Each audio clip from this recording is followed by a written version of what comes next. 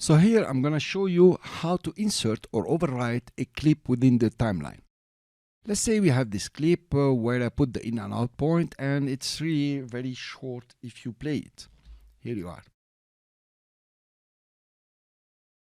I could click and drag this clip into the timeline, and here you have different behaviors. You can drag it on top of the right or left clip, but also you can drag it and drop it on the cut itself. And if you wait a bit, you notice the behavior here. But also you could drag and drop it on the clip, but wait a second. Remember, my mouse button is still pressed, so now you have a different behavior. Let's see how this works. First of all, I'm gonna add some colors to the clips. This one will be olive, for example, and this one will be pink. Pink will do well. And the one in the media pool, I'm gonna make it another color, maybe tan. So let's start now.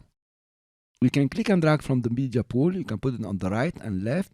And if you put it on top and release quite fast, then you will notice that the clip within the timeline has been replaced by the new clip, completely replaced.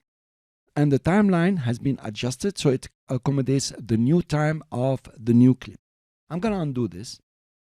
Now, if you click and drag and highlight the cut, in the zoom out timeline, you can see the gray area where the new clip is going to be inserted.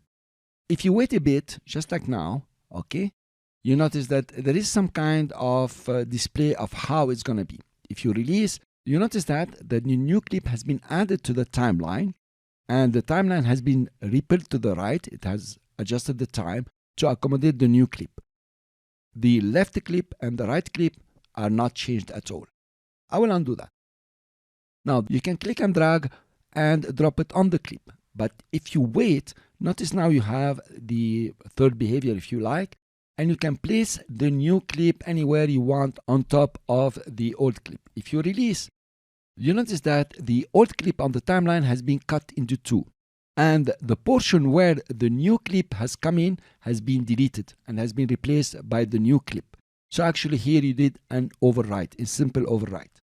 So these are the main behaviors. If you click and drag, you can put it left, right, of course, or on the cut itself, or you can just replace a portion of the old clip.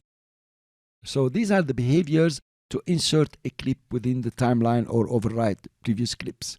I will see you in the next video.